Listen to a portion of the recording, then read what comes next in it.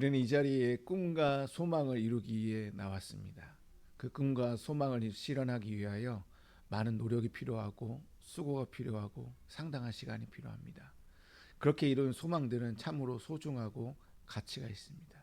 그 반면 내가 꿈꿨던 것들이 하루아침에 실현되면 그때는 좋을지 모르겠지만 시간이 지나면 그 소중함이 떨어지고 허망하다라는 것입니다. 애벌레가 나비가 되는 과정을 보면 상당한 인고의 시간이 필요하지 않습니까? 중국에 있는 모죽이라는 대나무가 있습니다. 씨를 뿌리면 5년 동안 싹이 나지 않는다고 합니다. 아무리 물을 주어도 싹이 나지 않고요. 그러다 어느 날 갑자기 싹이 쑥 자라나서 석 달 만에, 놀라지 마십시오, 25m가 넘는 크기로 자란다고 합니다. 5년 동안 눈에 보이지는 않았지만 모죽이라는 이 대나무는 땅속에서 뿌리를 깊게 내리고 있었다라는 것입니다. 여러분, 우리의 꿈과 소망이 금방 이루어지지 않는다고 우리는 포기할 수 없습니다. 간혹 너무 힘들고 너무 지칠 때 그 꿈들이, 우리의 비전들이 이루어지지 않는다고 포기하고 싶을 때가 있을 겁니다. 그럴수록 우리의 꿈과 소망이 더욱 분명해지도록 해야 될 것은 기도입니다. 오늘 본문 역시 오랫동안 이스라엘 백성들이 학수고대하며 바라왔던 소망을 이루기 위한 장면입니다. 지금 현재 그들은 소망을 이루지 못한 채 이런저런 이유로 지금 포기하고 지금 있는 상태입니다.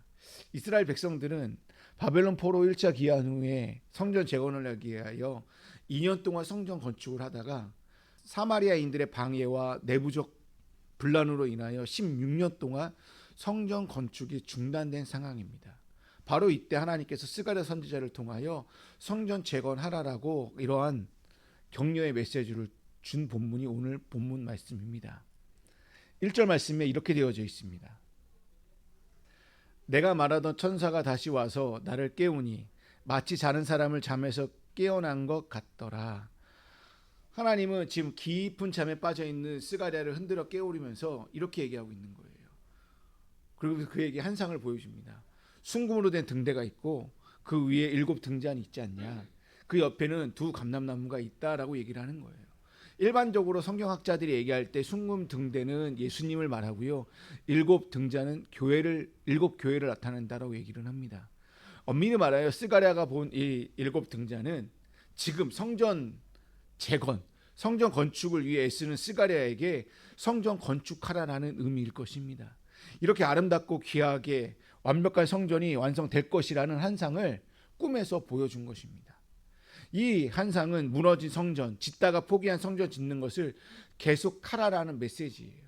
이 성전이 어떻게 완성되느냐 하면은 오늘 아까 읽었던 말씀 가운데에 힘으로 되지 않고 능으로도 되지 않고 오직 나의 영으로 되느니라 라는 말씀처럼 하나님의 영으로 이 성전이 짓게 되어진다는 것입니다.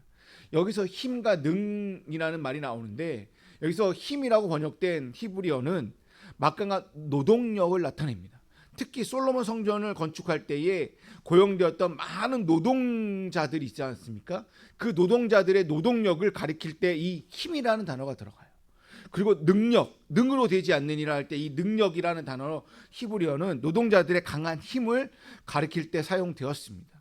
아무튼 힘과 능력은 전쟁터의 군대나 군사들의 힘을 사용될 때 사용된 단어입니다. 그러니까 막강한 힘과 막강한 능력이라고 말할 수 있습니다.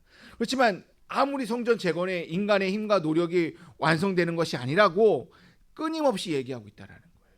뭘로 만들어진다? 성전 재건은 하나님의 성령으로 만들어진다는 것입니다. 수르바벨에게 말하고자 하는 것은 이거예요. 성전 건축을 위하여 너희가 지금 16년 동안 멈춰져 있는데 인간의 노동력으로 짐꾼들의 힘으로 너 의존하지 마라. 천지를 지으신, 그리고 홍해를 가르고 만나와 메추라기를 40년 동안 먹이고 약속의 땅으로 인도했던 그 하나님의 능력으로 의존하여 성전 건축을 재건하라라고 지금 스가랴에게 말씀하고 있다는 것입니다.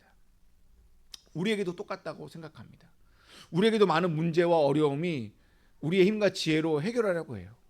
사람들을 이용하거나 일명 백을 이용하려고 한다는 것입니다. 만약 내 힘으로 해결할 수 있는 그 문제라면 이건 실질적인 어려움의 문제도 아닐 것입니다. 내 능력 밖의 일들이 그리고 내 능력 밖의 문제와 어려움들이 진짜 어려움이고 문제라는 거예요. 그래야 진짜 기도가 나오고요. 중보 기도를 하게 된다는 겁니다. 당시 이스라엘 백성들이 볼 때 성전을 다시 재건하는 일은 자신의 힘으로 능력으로 되지 않기 때문에 마치 7절에 뭐라고 되어 있냐면 큰 산이 떡하니 가로막고 있는 것처럼 느껴진다라고 지금 스가랴서 4장 7절은 얘기하고 있다라는 거예요. 큰 산이 무슨 의미일까요? 성전 건축하는 데 있어서 장애물들이요. 산처럼 높다라는 것입니다. 성전 건축 과정에 있어서 극복해야 될 장애물이 큰 산으로 묘사하고 있다는 것입니다. 살다 보면 큰 산을 마주칠 때가 있습니다. 답답해요. 어떻게 할 수는 없겠어요. 하나님의 뜻이 사로잡혀 있지 않으면 큰 산이 평지가 되는 일은 절대 없습니다. 하나 예를 들어보면 다윗이 골리앗과 싸울 때에 사울이 뭘 줍니까? 자신이 입었던 갑옷과 투구와 칼을 줍니다. 근데 이것을 맞지 않는 거예요. 자기가 너무 크니까. 근데 다 버려놓고 뭘 가져가죠? 물맷돌을 들고 나갔다는 거예요. 그리고 골리앗에 이렇게 외칩니다.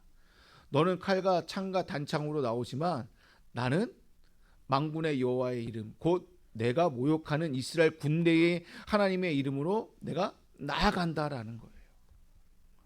다윗이 평소 무엇을 의지하였는지를 알 수 있는 대목입니다. 우리도 이러한 외침 속에서 큰 산을 마주할 때에 큰 산이 평지가 되는 줄로 믿습니다. 우리에게서 큰 산이 얼마든지 많이 있습니다. 한번 예를 들어볼까요? 하나님을 신뢰하고 순종하려 하지만 현실은 너무나 단단하고 높게 느껴질 때가 너무나 많이 있다라는 거예요. 경제적 어려움, 직장의 문제, 사업의 불안정한 문제, 가정의 문제, 갑작스럽게 가족의 건강의 위기, 이런 것들이 우리 앞에 딱 이렇게 가로막는 커다란 산처럼 느껴진다는 거예요. 하나님이 함께 하신다는 믿음을 지키기가 너무 버거운 순간들이 그때가 바로 큰 산이라는 것입니다. 또는 사람들과의 관계 속에서 생긴 상처와 오해, 용서하지 못하는 마음도 큰 산이라는 거예요. 내가 저 사람을 도저히 용서하지 못하겠어요. 그런 마음도 신앙의 길을 가로막는 큰 산이라고 말할 수 있습니다. 또는 스룹바벨 시대처럼 이거 과연 가능한 일일까? 우리가 16년 동안 성전을 짓지 못했는데 이거 과연 다시 내가 성전을 지을 수 있을까 하는 그 의심과 두려움이 큰 산일 수 있다는 거예요. 내가 다시 일어날 수 있을까? 이 문제는 도저히 내가 풀지 못할 것 같은데 하면서 내가 낙심하고 있는 것이 어떻게 보면 큰 산이라고 할 수 있다는 것입니다. 또는 하나님을 믿으면서도 끊어내지 못하는 이 반복되는 이 습관과 유혹과 타협에서 오는 이 제약들이 나에게 또 다른 큰 산이라는 거예요. 이 큰 산을 무너뜨리기 위해서는 내 힘과 내 능력으로 오직 여호와의 영으로만 된다라고 성경은 말씀하고 있다는 것입니다. 마지막으로 큰 산은 앞날을 알 수 없기에 우리에게 늘 불안으로 안고 온다는 거예요. 내일 일이 어떻게 일어날지 모르잖아요. 그렇기 때문에 성경도 뭐라고 나와 있어요? 너희는 먼저 그의 나라와 의를 구하라. 내일 일을 염려하지 말라라고 되어져 있어요. 하나님은 큰 산을 넘어 은총의 머릿돌을 놓아 주신다라고 말씀하고 있어요. 하나님의 때 하나님의 방법으로 모든 장애가 평지가 되게끔 만들어 줄 테니까 미래에 대해서 너무 염려하거나 불안하지 말라라고 말씀하고 있다는 것입니다. 이처럼 큰 산은 우리 삶의 온갖 방해 요소로 마치 거대한 큰 산으로 다가온다는 것입니다. 이 거대한 큰 산은 우리의 힘과 능력으로 제거되는 것이 아닙니다. 주변 여건과 인간적인 조건으로 제거되는 것도 아니에요. 물질과 노동력으로 있다고 해서 되는 것도 아니에요. 학벌? 아니요. 내가 가지고 있는 힘백 이걸로 있다요 제거되는 것도 아닙니다. 방해 세력을 제압할 군사력이 있다고 해서 경제력이 있다고 해서 큰 산이 제거되나요? 아니요. 그렇다면 큰 산 앞에 우리가 할 수 있는 일이 무엇일까요? 그러면 목사님 아무 할 일도 없네요. 우리는 아니요. 할 수 있는 일이 아주 작지만 그 일을 해야 된다는 거예요. 그 일도 하지 않는다면 하나님의 가능성을 제한하는 죄를 범하게 된다는 것입니다. 하나님 나라를 소망하는 사람은 결과를 당장 눈앞에 보이지 않다 하더라도 씨를 심는 일에 멈추지 않는다라는 거예요. 마치 내일 지구가 멸망하더라도 한 그루의 사과나무를 심겠다라는 그런 마음으로 살아야 된다는 거예요. 근데 그 말이 전도서에 똑같이 있어요. 11장 4절과 6절에 있는 말씀입니다. 풍세를 살펴보는 자는 파종하지 못할 것이요 구름만 바라보는 자는 거두지 못하리라. 6절 말씀입니다. 너는 아침에 씨를 뿌리고 저녁에도 손을 놓지 말라. 이것이 잘 되는지 저것이 잘 되는지 혹 둘이 잘 되는지 알지 못함이니라. 그러니까 뭐 하라는 거예요? 결과가 어떻게 오른지 말든지 상관하지 말고 계속 씨를 뿌려나가고 파종하라는 거예요. 우리는 큰 산 앞에 어린아이가, 보십시오, 큰 산 앞에, 여기서 큰 산은 수천 명 수만 명이 지금 먹을 것이 없어서 굶주리고 있는 상황이에요. 하나님의 말씀을 열심히 듣고 고침을 받았지만 먹을 것이 없어서 어떻게 했으면 좋겠습니까? 라고 제자들이 주님께 지금 하소연하고 있는 상황인데, 어린아이가 도시락을 꺼내는 거예요. 보리떡 5덩이와 생선 2마리를 내놓는 것처럼 우리가 할 수 있는 작은 일이 뭐냐면 바로 보리떡 5덩이와 생선 2마리, 작은 내 먹을 한 도시락을 꺼내놓는 일이 작은 일이라는 것이죠. 이것이 기도라면 기도하십시오. 예배라면 예배를 드리십시오. 중보기도 요청이라면 요청하십시오. 중요한 것은 지금 당장 결과가 어떻게 될지 모르겠지만 주님께서는 5,000명을 먹이셨다는 거예요. 더 놀라운 일은 5,000명을 먹이고 12바구니가 남는 역사가 이루어졌다는 사실입니다. 이처럼 우리 삶에 아무리 큰 산처럼 높다 하여도 문제 앞에서 힘없다고 포기하거나 낙심하거나 좌절하지 말고 하나님의 역사를 믿고 담대히 나가는 믿음이 중요하다는 것입니다. 그러한 믿음이 있을 때에 수르바벨 앞에서 큰 산이 평지가 되는 줄로 믿습니다. 이 말씀과 비슷한 말씀이 하나 또 있습니다. 이사야 40장 3절에서 4절에 있는 말씀입니다. 외치는 자의 소리여 이르되 너희는 광야에서 여호와의 길을 예비하라. 사막에서 우리 하나님의 대로로 평탄하게 하라. 골짜기마다 도두어지며 산마다 언덕마다 낮아지며 고르지 아니한 곳이 평탄하게 되며 험한 곳이 평지가 될 것이요. 아멘. 이 말씀의 배경은 바벨론 포로들이 곧 시온으로 회복될 것이며 시온으로의 기한에 방해되는 모든 요소들이 대거될 거다라는 말씀입니다. 희망찬 말씀이에요. 실제로 바벨론 포로들이 시온에서 기한하는 길에서 여러 가지 오는 지형적인 장애물이 많았다고 합니다. 높은 산도 지나야 되고요, 사막도 지나야 되고요, 사막에 지나가면서 갈증도 겪어야 했습니다. 근데 이사야 선지자는 뭐라고 얘기하느냐? 높은 산들이 평지가 될 것이고 사막은 오아시스가 될 것이고 물이 없는 곳에는 생수가 쏟아날 것이라고 이사야 선지자는 예언하고 있다라는 것입니다. 여기서 이사야가 사용하고 있는 산, 사막은 아까 스가랴에서 보는 큰 산과 똑같은 장애물을 나타내고 있는 상징물이라는 거예요. 그리고 평지, 대로, 강은 아까도 말한 것처럼 큰 산이 평지가 되겠다라는 것처럼 장애물의 극복을 나타낸다는 말입니다. 그러므로 산들이 평지가 될 것이라는 이사야의 표현은 시온의 기한, 그러니까 예루살렘, 약속의 땅의 기한에 방해가 되는 요소들이 해결될 것이라는 상징적인 의미를 담고 있다라는 것입니다. 이 말씀이 그대로 누가복음이나 마태복음에 가서 그대로 세례 요한의 하나님 나라 선포 때 그대로 사용되고 있다라는 것입니다. 하나님 나라 선포에도 가로막는 하나님 나라가 가까이 왔다라고 했을 때에 이 방해되는 산, 사막, 이 모든 것이 평지가 되어 하나님 나라는 우리에게 모든 것이 평지가 되는 것처럼 장애물을 다 극복하는 나라가 올 것이다라고 세례 요한은 우리에게 가르쳐주고 있다라는 것입니다. 아무튼 성경에서 사는 극복해야 될 장애물을 상징할 때 사용되는 단어입니다. 그러므로 스가랴는 성전 건축을 방해되고 있는 큰 산같이 수르바벨 앞에서 평지가 되리라고 예언하고 있습니다. 이는 하나님의 능력으로 모든 문제들이 평지가 될 것이라고 얘기하고 있다라는 거예요. 그렇게 평지가 될 때에 뭐라고 얘기하냐면 머릿돌을 성전 건축이 완성될 때 머릿돌을 놓게 될 때인데 그때 은총이 있을지어다라고 모든 사람들이 외치게 될 거다라고 얘기하고 있습니다. 여기서 은총이라고 거듭거듭 강조하고 있는 것은 사람의 힘이나 능력으로 되는 것이 아니라 오직 하나님의 능력으로만 가능하게 될 거다라는 신비의 언어가, 은혜의 언어가 은총이라는 단어입니다. 결국 스룹바벨이 성전 건축을 시작할 때에 이 일을 시작하시는 분이 누구다? 하나님이라는 거예요. 스룹바벨과 이스라엘 백성들이 아니라는 거예요. 하나님은 모든 것을 시작하는 분이지만 모든 일을 마치는 분이라고 말씀하고 있다라는 것입니다. 이러한 믿음을 가질 때에 우리 삶에 시작하는 이가 모든 일들을 이루어 가시는 줄로 믿습니다. 예를 들어 보면 이거예요. 우리 앞에 큰 산이 놓여져 있습니까? 근데 큰 산을 평지로 만드시는 이가 하나님이세요. 그리고 이 평지를 만드시는 모든 일을 하시는 분이 하나님이신데 어떠한 일까지 하시냐면 아브라함의 아내 사라가 임신할 수 없는 몸입니다. 이거는 도저히 있잖아요. 병원에서도 해결할 수 없는, 임신할 수 없는 몸인데 하나님은 끊임없이 그 여인에게 태의 복을 주겠다라고 얘기를 해요. 계속. 근데 사라와 아브라함은 도저히 믿지 않고 의심만 하였습니다. 근데 하나님은 믿지 못하는 순간 사라에게 웃음을 주시면서 그 이름을 이삭이라는 아이를 낳게 하였다는 것입니다. 이삭의 이름이 웃음이라는 거예요.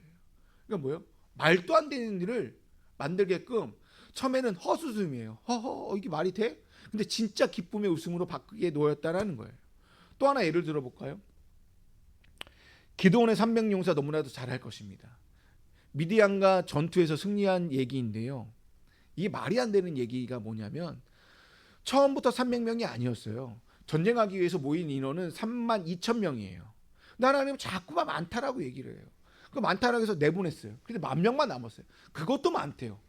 10,000명에서 또 300명은 남았습니다. 여러분 32,000명에서 30,000명이면 1%도 안 되는 숫자예요. 대충 1%라고 생각합시다. 1% 되는 그 숫자를 가지고 미디안 135,000명.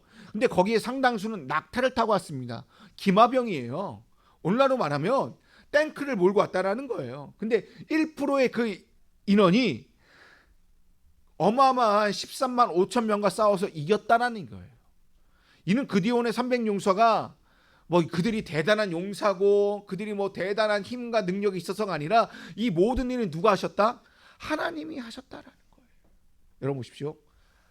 아브라함과 사라가 애를 낳는 것도 하나님이 하신 거고 기드온의 300용사가 미디안의 135,000명을 이긴 것도 하나님이 하셨다라는 거예요. 그렇다면 우리 삶 가운데의 큰 산도 결국 누가 하신다? 하나님이 하신다라는 말씀이에요. 오늘 본문 말씀을 보면서 이 시대에 영적으로 무너진 성전들이 너무나 많다는 것이 너무나 마음이 아팠습니다. 우리 눈에 보이는 성전만이 성전이 아니라 개개인이 다 하나님의 성전이고 하나님의 전인데 그 개개인의 성전들이 지금 무너지고 있는 모습을 보게 됩니다. 마치 수르바벨 성전이 짓다가 포기하는 것처럼 16년 동안 성전을 짓지 못하고 내 개개인의 성전이 지금 무너진 상태로 그대로 지금 살고 있는 모습들을 보게 됩니다. 그 모습을 볼 때 마음이 너무나 아프다는 거예요. 예배에 대한 열정도 사라지고 기도가 시들어지고 일주일 내내 성경 말씀 한 장도 읽지 않을 때가 너무나도 많다는 거예요. 그저께 금요기도에 갔는데 말씀 때 졸았습니다. 너무 졸립더라고요. 우리 기도도 안 되더라고요. 그러다가 이렇게 앉았다가 조금 기도하고 왔어요. 평소보다는 다르게. 너무 힘들더라고요. 그래서 설교 준비하는데도 힘들었습니다. 솔직히 이번 주. 목사님 2주 동안 설교 준비를 하는데 힘드셨어요? 네. 힘들었습니다. 왜냐하면 너무 놀았어요. 제가 이 빨간 날 너무 놀다 보니까 기도도 안 하고 말씀도 제대로 안 읽고 이거에 대한 열정도 식어버리다 보니까 말씀이 들어오지 않는 거예요. 내 자신의 이 성전이 무너진 상태로 말씀을 준비하다 보니까 말씀이 너무나 힘들게 다가오는 거예요. 그렇다면 우리의 한번 삶을 보십시오. 매일 삶 속에서 내가 똑같은 죄를 져요. 이것도 무너진 성전이 아닐까요? 우리 삶의 기쁨과 감사가 사라지고 하나님에 대한 그 믿음에 대한 기대감도 사라졌다면 이 또한 무너진 성전이 아닐까요? 우리의 삶과 우리의 가정들을 돌아보면 무너진 성전들이 너무나도 많다라는 거예요. 하나님 우리의 성전이 이 시대에 온전히 회복되어 이 땅에 굳건하게 세워질 수 있기를 소망하고 있다는 것입니다. 이 무너진 성전을 건축하는 것이 우리의 힘으로 우리의 능력으로 아니 우리의 의지가 있다고 되나요? 아니요. 힘으로 능력으로 의지가 있다고 되는 게 아니에요.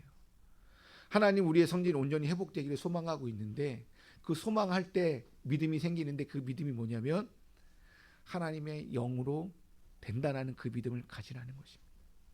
이게 성령의 도우심이라는 것입니다. 하나님은 스가랴에게 무너진 성전 건축을 힘으로 능력으로 하지 않고 하나님의 영으로 된다라고 말씀하고 있어요. 여러분, 스룹바벨 후손에서 나사렛에서 목수일을 하던 요셉이 나왔습니다. 요셉에서 한 아들이 나타나게 되는데 그 이름이 바로 예수 그리스도입니다. 스룹바벨은 다윗의 후손이고 그 후손에 의해서 예수님의 조상인 스룹바벨이 나오게 되었다라는 것입니다. 근데 스룹바벨이 세운 성전은 불완전한 성전이에요. 솔로몬 성전도 불완전한 성전이고 스룹바벨 성전도 불안한 성전이고 그 세 번째 성전이 헤롯 성전도 불안한 성전입니다. 근데 그의 후손인 예수께서 세우신 성전은 완전한 성전이라는 거죠. 예수께서 세운 성전은 눈에 보이지 않는 성전입니다. 그리스도께서 이 땅에 세운 교회가 바로 눈에 보이지 않는 저와 여러분이 지금 이 자리에 있는 것이 교회고 여러분이 개개인이 교회라는 사실입니다. 이렇게 완전하게 세워주었다라는 거예요.